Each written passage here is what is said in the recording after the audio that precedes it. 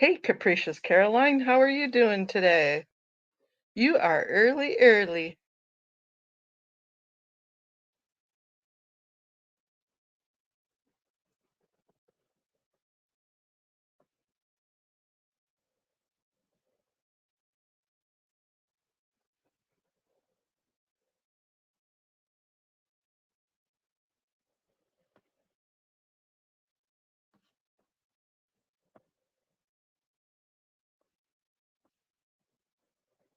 It is 7:15. Hi, everybody. Welcome aboard. We've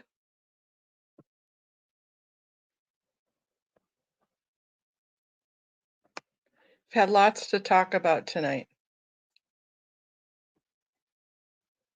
Hi, Granny G. How are you doing tonight? Hi, Capricious. Welcome back. Hey, Nance. Nancy Fancy Pants. And Mr. Surge. Let the ship sail. Crazy love is love. Oh my God, you guys are just so awesome. Serge, you know what? I so love having you in my chat and on your way to the beach to do some dancing. I definitely want you to do some meditations for me and some Oomblas. And I don't do meditation and stuff like that, but you do. So, and since I can't dance, I want you to do some crazy dancing for me. Some ooh la las. Yep, love me some Surge. No. Hey, Power Lies. Aw, thank you. How sweet. And Cricket Cinema. Hello, Cricket Cinema. Yep, Surge is my self-care lately. Definitely been able to kind of get into the Surge mode.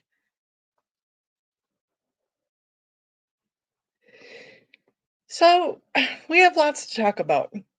Surge decided to talk about why he resigned from the board, the SPTV Foundation, the other night. And, we have talked in the past and we've talked even before he did that. And my heart just goes out to all of it. I really wanted to talk a little bit about my experience, where I'm at, and what drives me. Crazy love is love. Thank you. I so appreciate it. Have a wonderful dinner. Hope you're eating something really good. So, I remember, I don't know if anybody's really talked about it, but or heard about it, but when my shoulders were giving up on me and I threw them out and I tore the the muscles in them, it kind of made me stay more bedbound, and I'm stuck in here a lot of times, which is why I'm always in this damn bed. And so I started watching DOA. Happened to catch him doing some funky moves out in front of the test center, and it made me laugh. So I started investigating it. One of the first videos I watched was Aaron and the information that he gave. And at that time, I don't know if SPTV Foundation was really a thing yet, because he was still, I think he was just leaving the aftermath. For all of that drama was just happening. So I'm just trying to get my timeline straight. And then he started with the SPTV Foundation, and that was pretty cool to be able um, to kind of have all the interaction between people. I bring up that Netflix series. I bring it up a lot because it truly reminds me, and I'll say it because I'm not monetized, so I can get through with it. But it's called Don't Fuck with Cats. And the Don't Fuck with Cats is, I won't give up the whole story in the whole storyline, but um, this lady from Vegas and all these people around the world see this guy that is um, harming cats and mutilating cats. And so they, as a crowdsource open crowdsource decide to try and find out where this guy is so they can stop him from hurting the cats. And on and on. It becomes a huge open crowdsource of information worldwide. And it's just so cool the way everybody works together and come to find out it's not just cats he's killing. Yeah, it's an unbelievable show, and it's pretty cool. So that kinda reminded me of what SPTV Foundation was like, none of us are a group, none of us are a crew, but we're all people, open source, open crowdsource from around the world to bring in information to take down a $1 billion cult that's abusing children, abusing adults, abusing the elderly, abusing the financial system, abusing people, abusing families. I probably wouldn't doubt that they abuse cats and dogs too. So, don't fuck with Grammys, okay? That's just the way I am. And I'm sorry, sometimes I go from Harvard to Harlem in 2.2 seconds, so I'll quit using the F word because I really don't like it. So anyways, watching Aaron, and, and then I was introduced through him watching my hearts, Serge and Lara, Liz and Nora and Jenna and Dylan and Amber and Jamie and Daniel and Miriam and Kelly Copter, and I could just keep going on and on and on. But you know what? I know I'm missing people, but they all have a place in my heart. You know why? Not just because of the abuses, because yeah, they suck. The abuses were bad.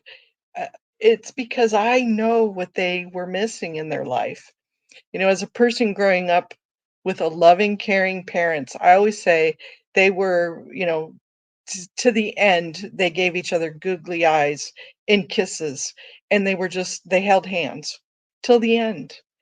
They were just loving, caring parents that would move mountains for us kids. Even though my dad was on a military salary, they had 5 kids. It was really it financially, times were really, really tough, but we always made do. You know, my sister and my brother were both born with disabilities. My sister, ended up expiring from her disabilities later on. She didn't hit 50, um, but my parents always did what it took to make sure that we were always loved, clothed, sometimes not with the best and the brightest. We were tucked into bed at night, and we were always told we were loved. And I know everybody that I'm talking about probably didn't have that, and I want them to have that.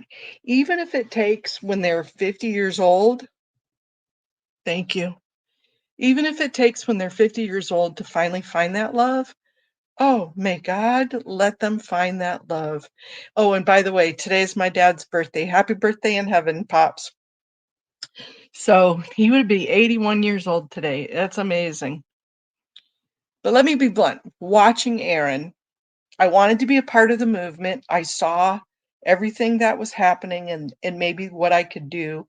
And at the same time thought, and okay, I'm just going to be honest and say, maybe I can start a channel to get the word out. And maybe on the second benefit that would come from that is maybe I can, since I'm stuck here in bed and I'm stuck on disability, maybe I can make enough to start helping to pay the electricity bill. Nothing fancy, but at least pay for my time involved. Aaron talked about it in several of his videos, and honestly, knowing that it would take a while to get the channel where it could to make money, I'm still not even monetized. So I do this from my heart, not necessarily for the money. At some point, if one of my videos went viral and it ended up making me some money, woohoo, great, it's a benefit, but that's not the purpose whatsoever. So at first there was a really big push for all the little channels. Um, you saw that it was really cool to watch everybody come together, the crowdsourcing. And I'm not talking about financial crowdsourcing. I'm talking about idea crowdsourcing. vision crowdsourcing, and that was just really, really cool to be a part of something other than my own misery, and it really, really helped me. Um, the the more people it was getting out the bad PR for F Sciento cult, the better. And it was pretty cool. And I'm technical enough to be scary, thanks to Poe and Sir Crepitus and Kelly Copter from across the pond. And Eric, slowly but surely I finally got my numbers up. Um, Again, I still don't have the watch hours, so I'm not begging for anything, but I'm saying that I'm not monetized. So that's not the purpose of it all.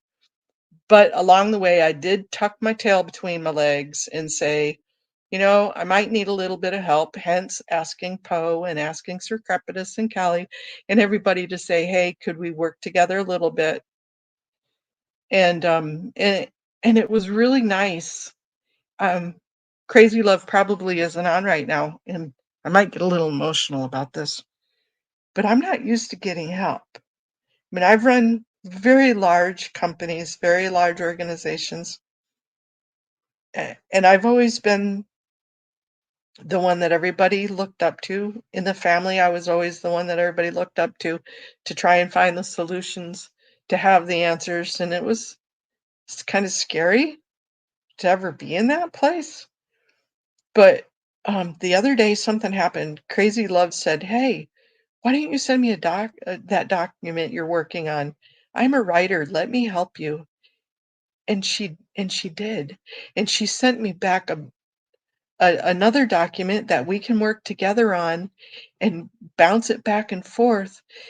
I, I was I, I was in tears. I was in tears on the phone with her, thanking her just that it felt so good to have somebody to work with rather than for, or rather than to tell people what to do, just somebody to be a team, to be a team. That was so cool. Thank you, Phyllis. I do work hard. I do work hard because I want to see this end. I I don't want to fight for a fight.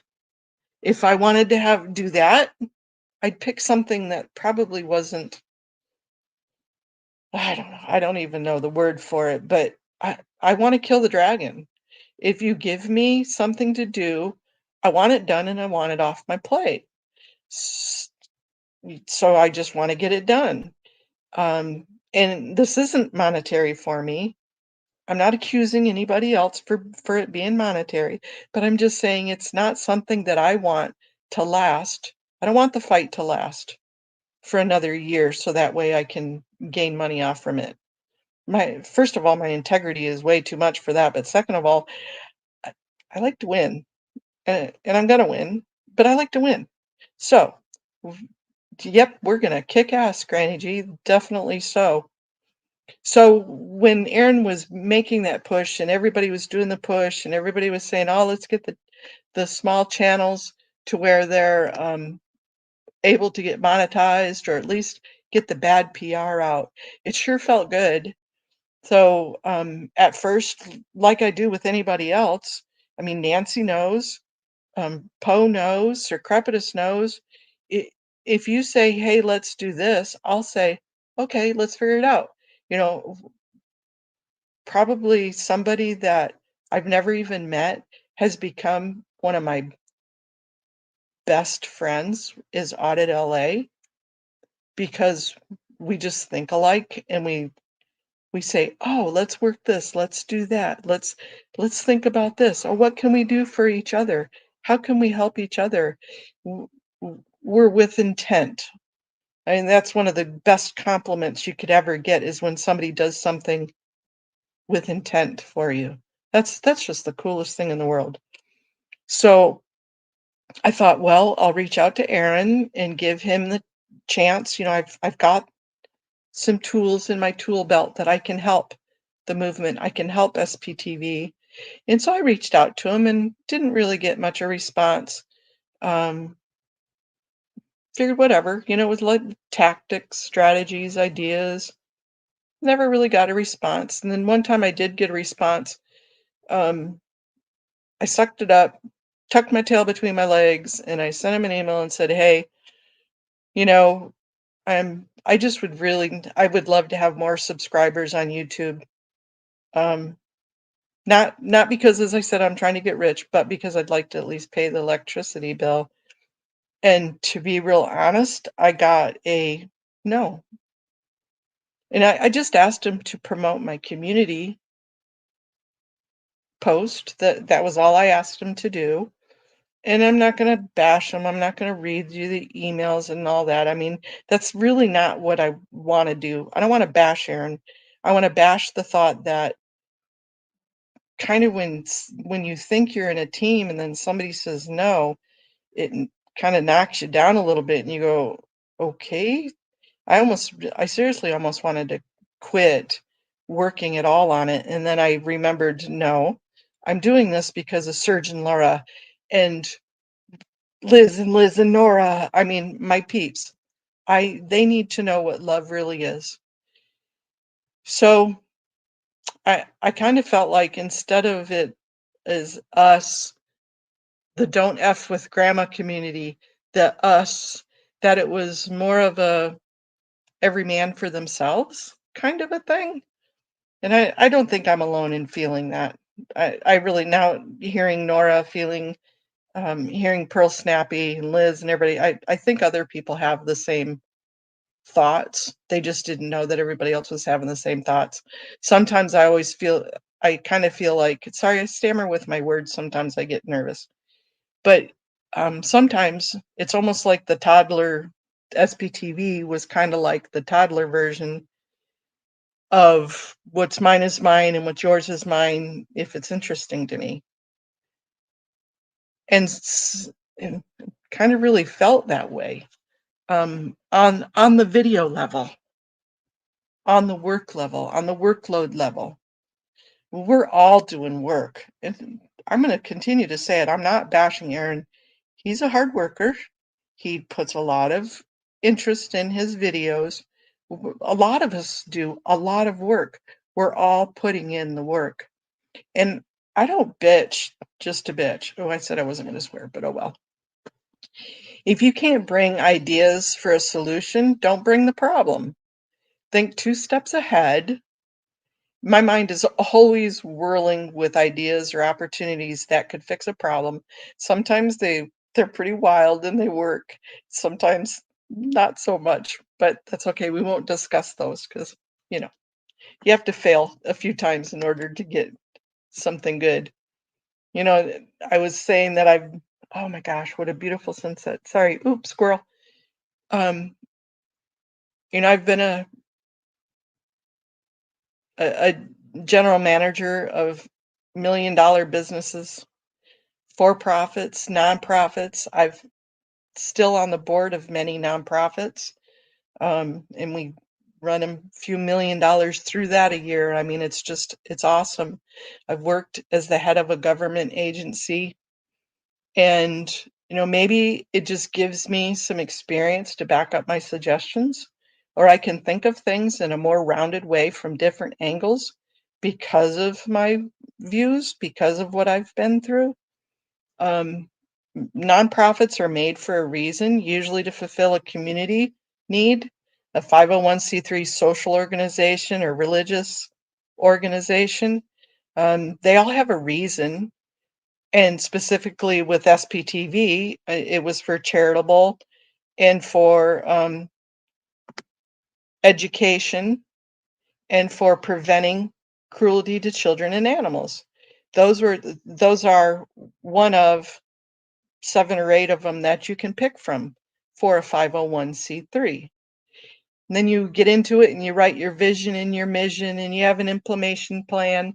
You figure out where your funding is, who you're going to fund, where you're marketing, where you're going to get your money, where you're going to write proposals. You figure all of that out. Most states require you to have at least a yearly board meeting, and you put all of that in your bylaws. You have rules, you have steps you need to take in order. What happens if the board goes away? Well, you have to have a dissolution policy in your bylaws saying, and this is a 501c3 regulation.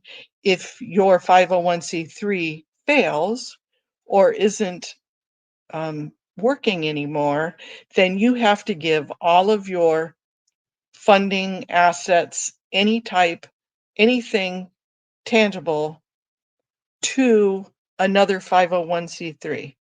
That's the law. So that's not a state law, that's not in your bylaws, that's federal law. So for those that were asking, if, let's say, SPTV decided not to, or if something happened to it, they would have to give whatever funds they have to another 501c3.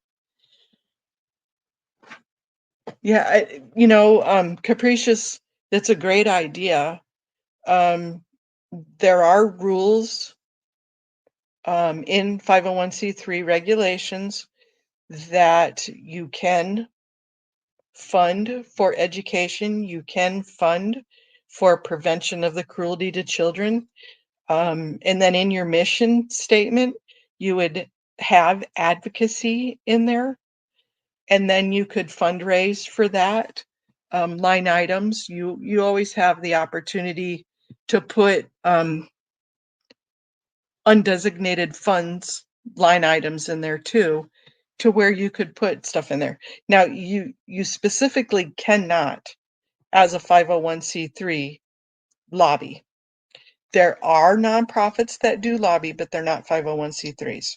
So you are specifically not able to pay for lobbying activities. Now you can educate, you just got to kind of word clear it. You got to wordsmith it a little bit.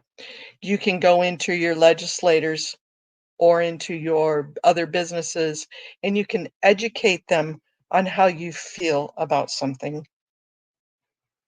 Thanks, Haggis-Basher. It is happy birthday to Pops. But you can educate them, and that could be another part of what you have in your mission statement is for education. It could be for services for people that are wanting to leave Scientology or leave high control cults. I mean, that is all part of what it could be. So, what is your mission? What are the rules for what you're doing? And how are you going to do it? That's all part of your plan, but that's what the board decides together.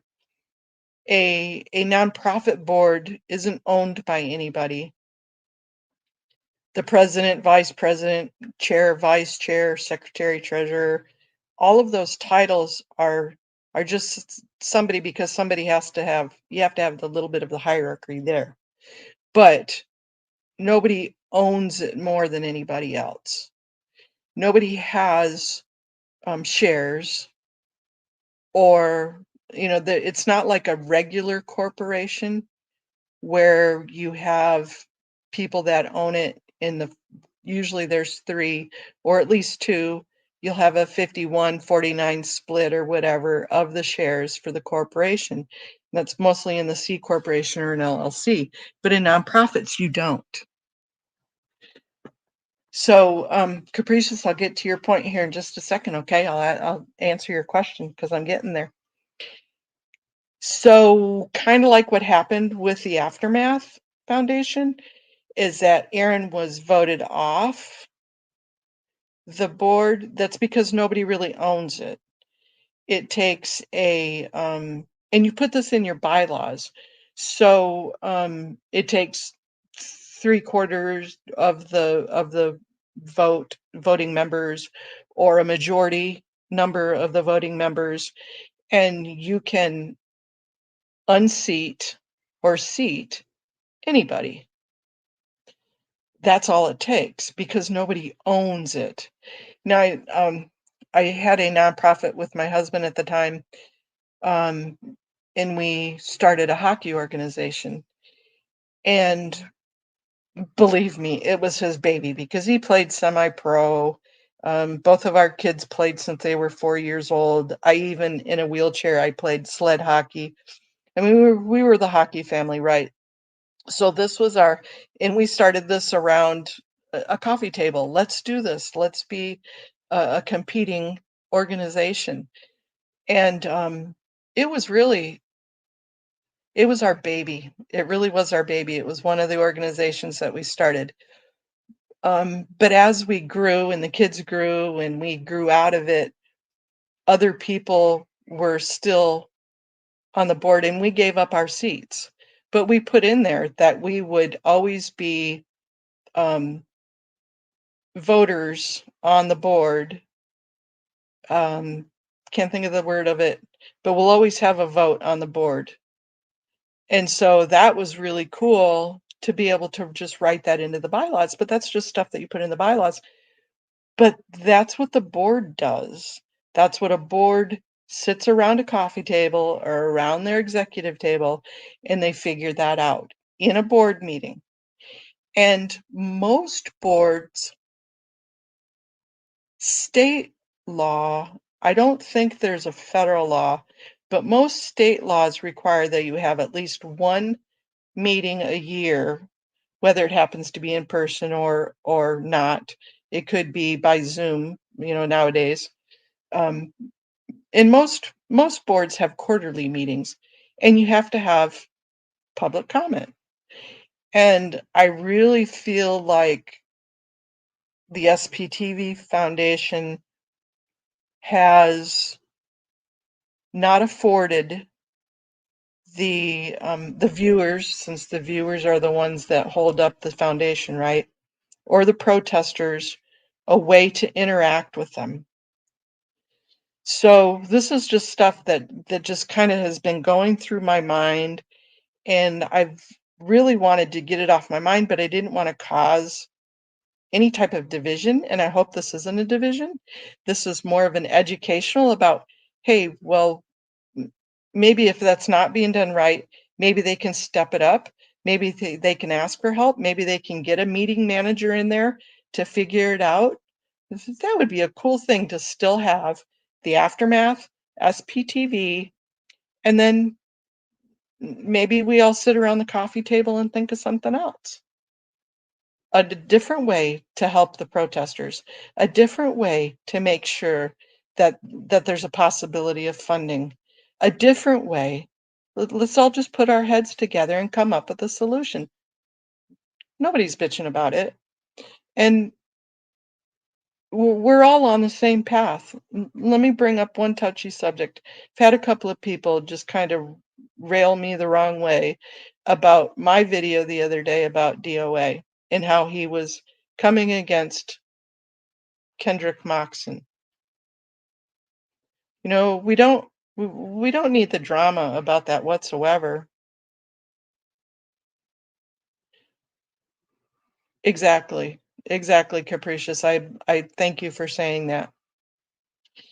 But we can all fight the good fight. We can all fight in our own way, in our own crowdsource, in our own way. And I can still be appreciative. I can still be appreciative of Aaron. I can still be appreciative of Natalie, that that kind of, upset me the other day and that's why that video came out, because I felt like people were being put behind a curtain and not seen and just completely um, avoided and disrespected. And it really bothered me because of one thing, I am never going to be as disrespectful. I'm just not. And you're not going to tell me whose lunch table I can sit at or who I can talk to or who I can respect for different attributes, because we all have different attributes. And I don't have to like you. Again, okay, off that subject, off that, off that. You know, I'm just truly thankful for us to be able to work together on this. As just said a few minutes ago, Crazy Love and I, Nancy and I, even Pearl Snappy and I probably are on different poles of the world on issues, and that's okay, 'cause we don't have to hang out at the DNC together or the RNC together. We don't have to hang out politically. I would love to go to dinner with them because 'cause that'd be kinda fun. That'd be kinda cool. Um, we could just all, be our crazy Loves Love and Fat Grammy and Nancy Drew, and we can have our own little tag names on the that'd be kinda fun, huh? Um, maybe we'll do a virtual dinner. Thanksgiving, there you go. But we don't have to all think the same way. That's a cult. It's a cult. And when Serge was dismissed the other day, when he was dismissed for just asking about sitting around a table, drinking coffee, and figuring it out, that bothered me. That just bothered me. So I think a call to action is exactly what Serge said the other day.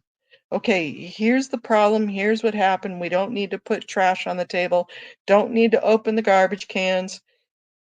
Let's figure this out. Let's keep working together. Let's not let's not lose the eye on the prize or whatever euphemisms you want me to throw out there.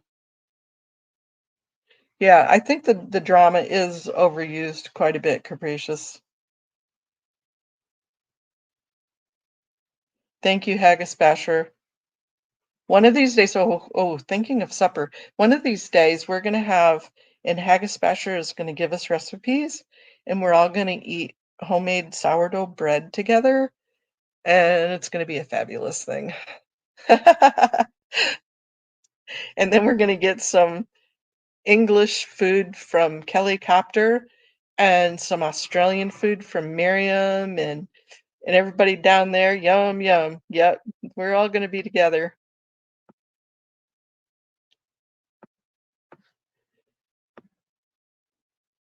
So I'm hoping that I could clear the air just a little bit. I'm sorry, I didn't even know I was so cattywampus. I had something opened in front of me. Told you I'm not the best at technical stuff. I'm just me. It's just my heart. Hey, Scientolo geek.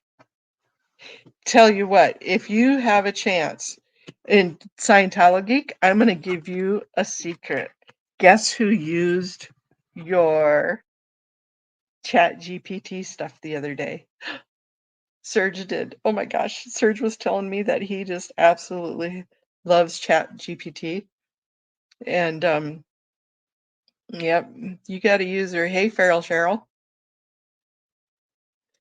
So Scientology, yeah, pretty cool, huh? Yeah. So don't F with Grammys. That's just it. And don't F with Grammys that are in wheelchairs. Don't F with my audit LA because you're getting some. Don't F with my Nance. Don't F with my Serge. Don't F with my Nora. Don't F with my Liz and my Liz and my Lara. Yep. Yeah, and emotions don't need to be running high. We can, we don't need to feel attacked. We just need to figure out where we are in the spectrum of what we're doing. Yeah, Ree, and I don't know much about over there where you're at. If I can ever help with information that you can modify for your area. No, Scientology, he did not talk about it in a video. We were talking about it on a phone call. Mr. Surge can talk a lot, if anybody hasn't figured that out. But but yeah, he definitely he has a lot of ideas and he has a lot of heart. And Just like, all of these um, meetings that we've been going to and trying to get other people to go to, they're not easy, and we all stammer and we all have problems, and sometimes we all forget what we were really trying to say. It happens. So you make something else. Who was it that somebody said today? Doesn't even matter if you just go in there and say it's a cult and then hang up. That would be kind of fun. Today we did the Chicago um, joint meeting for the police, and I really wish I would have figured out that I needed to get the public comment for yesterday for today, but next time we'll know. That's okay.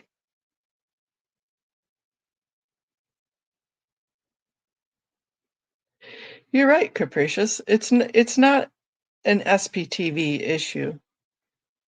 It's a well, for some people it's an SPTV issue, and it's a personality issue, and it's a whole bunch of um, kids that have now grown up and they're trying to figure out the world, and they're trying to figure out how to get along in the world, and it's not just them, it's all of us. You know, I have my own issues that I have to deal with. Yeah, Mona has issues sometimes. Fat granny. Yeah, that aren't we all? None of us are perfect. So it's just a way to learn to have relationships. And I saw somebody's post today saying, who's jumping off the ship now? Well, nobody's really jumping off a ship because a ship assumes that there was a relationship or a ship or a friendship or something together. Yeah, capricious, you have some issues too. Yeah, some people don't wanna be a creator, and I'm struggling with it. I I don't put out as many videos, and I don't probably do everything that I'm supposed to be doing, but I'll figure it out. I'm resilient. I know as I said, I've completely appreciated John Poe's help. Poe on the Go has been an incredible source for me to be able to pick up the phone and say, "Hey, can I do this?" or "Can't I do that?" And it's just nice to be able to have a teammate. So that's very cool. Well, we're at 37 minutes. Does anybody have any questions or anything that they would like to bring up or to talk about? I'll open the floor. Yeah, I think I might be throat punching somebody or grabbing them since I'm in a wheelchair down under. If somebody were to upset me, I probably wouldn't be able to hold my, even though I'm very respectful on the phone.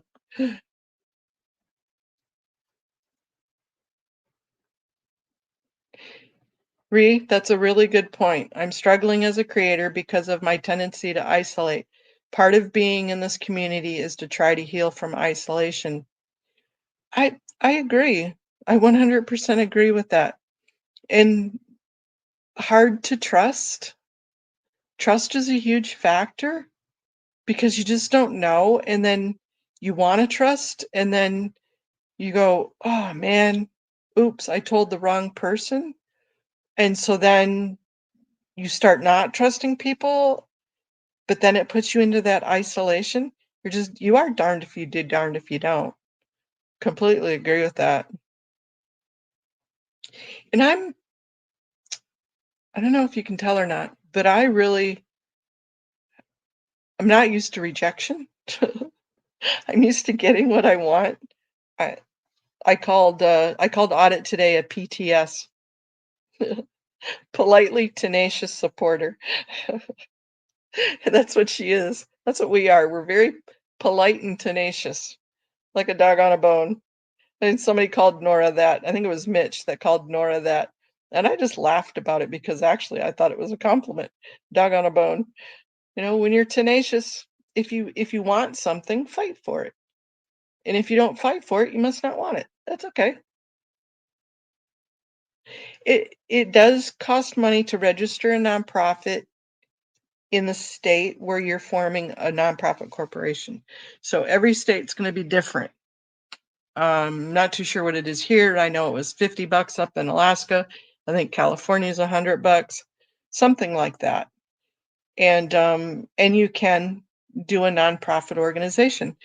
Um, Problem being, not really a problem if there's a solution. If you can hire people to do this, is if you don't have the time to bring it up like a baby, because it's a baby business. You have to file taxes, you have to have accounting, bookkeeping, you have to do proposal writing, and it's more than just putting up a board and have everybody drink coffee around the table. It truly is. There's a lot to it. So you have to think of down the line consequences of starting a nonprofit. And then for 3 years, you have to make sure that everything is all the I's are dotted and the T's are crossed, or else they can pull your 501c3 for the first 3 years, which are um, your your promotional, not promotional. I know the word that I'm thinking. And so after those 3 years, they have to find a reason. But the first 3 years, they can do it for any reason. So basically, you're looking at filing for a nonprofit corporation in your state, and then having your bylaws, filing for your federal 501c3 tax status, and your EIN.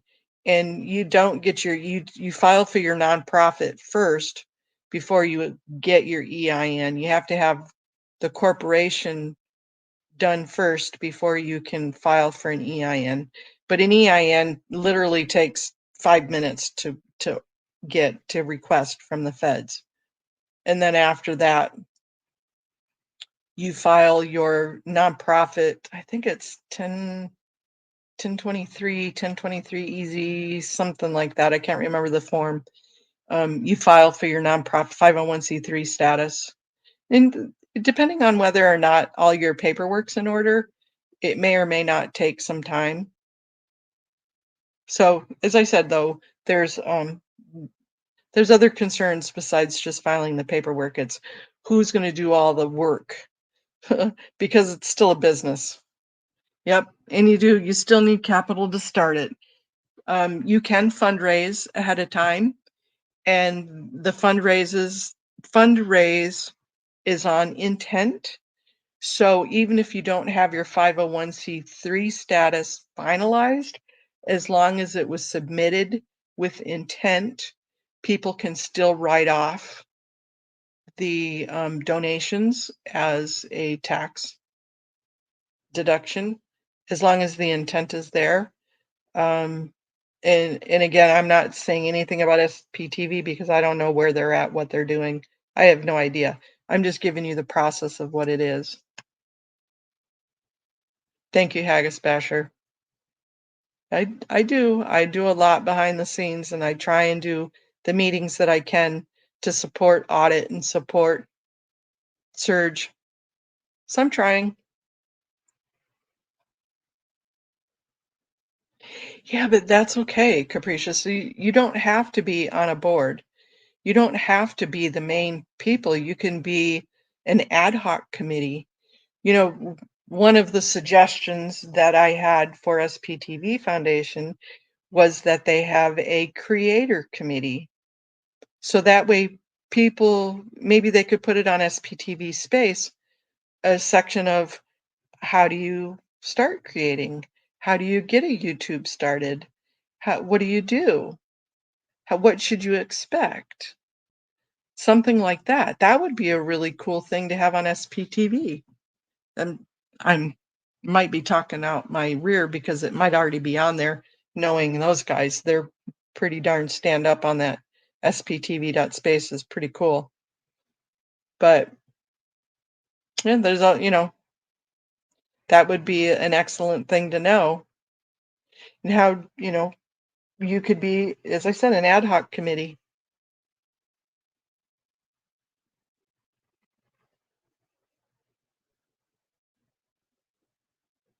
So Susan, let me read this. It says, I am also disabled to a certain point, isolated, and have had some people disappointed me. Similar experience. Not only my phone gets got at, so frustrating. Yeah, thank you, Nancy. It is frustrating. It's very frustrating when you think maybe you're on a team and then all of a sudden you're not. And yeah.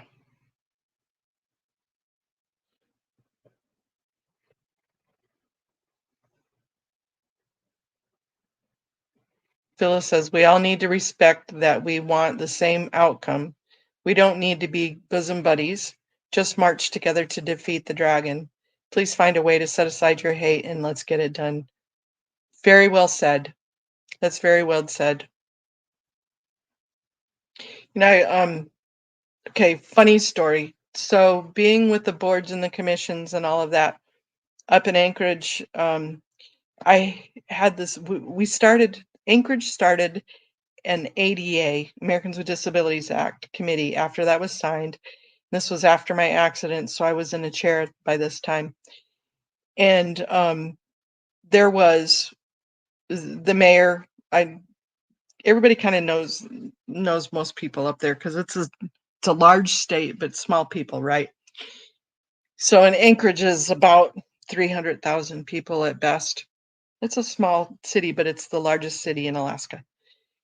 And so, anyways, we were trying to get ADA vans with the lifts because when you wanted to go out and do something, and this was before I had my driver's license back and was able to drive, but you'd have to call the paratransit company, which is what I've been bitching about for Fountain Avenue because you can't get a lift on and off for a lift if you wanted to ride a paratransit vehicle down there. So it's not ADA compliant. So anyways, and of course, paratransit only runs during the bus schedule, and in Anchorage, buses stopped, you know, right around 10 o'clock at night. So they're not 24 hours like they are in a lot of cities. So if you wanted to go out to dinner or if you wanted to go to a movie, you always had to pick matinee or go early because you needed to get a ride home. Or if you had a meeting across town in the morning, you would have to, so you couldn't just call a cab because the cabs didn't exist, wheelchair accessible cabs. And so we were fighting for that. And so finally the city said, yeah, okay, fine. We'll give out a couple of tokens for wheelchair accessible cabs. But the cab people that were buying these cabs, it was absolutely ridiculous and really deathly to ride in these damn things because the ramps were like straight up. It was absolutely horrible. And there were ADA and FTA regulations stating what the vans needed to look like. So I wanted to be on the ADA commission so that way I could help write regulation for all of this. Figured I'd do it. Well, all of a sudden the city council decided to come back and said, we're going to go ahead and give these tokens out. And these vans only need to be kind of accessible. What do you mean kind of accessible? And what kind of words is that you would put in there that they have to be kind of accessible? So Mona got on her high horse and said, revolt, rebel, protest. So I got a whole bunch of us together to go down to where the city assembly chambers. And the front of the city assembly chambers was all glass doors. There was about 5 or 6 swinging glass doors in front of the city assembly chambers. And so about 20 of us got there and we handcuffed ourselves to the city doors. So nobody could go into the meetings because nobody could get past us because we protested, right? We were showing our civil disobedience. So anyways, the mayor was kind of pissed at me about that. And, anyways, I didn't get on the disability commission. I got a letter like a week later saying, "Congratulations, you've been appointed to the ethics committee." So I had to spend 2 years on the ethics committee. It was kind of fun and I learned a lot, but it was funny. So anyways, and I finally did end up on the ADA committee, the ADA commission after that, but it was I got spanked for it, but that was fun. So, come on, advocacy. Lori Plays did find the ship. What was the name of the ship? The Freedom? The Wind. The Freedom Wind? The Wind Freedom? The one that she had found next to the cruise ship. Freedom Winds. Anyways, you guys, thank you for spending 50 minutes with me, and I'm sorry for my what I think is funny stories. The free winds, thank you. Um, I hope one it told you a little bit more about me, a little bit more about my passion, and a little bit more about where I think we can rally as a open source, crowdsource solution to to this crap. We can work together in different ways, in different means, and still love one another or hate one another or whatever. It doesn't really matter as long as we get the job done right. So I'm going to end stream. And as I said, I thank you so much. Thank you, Capricious. I appreciate you guys too. So have a wonderful, wonderful evening, you guys. Bye.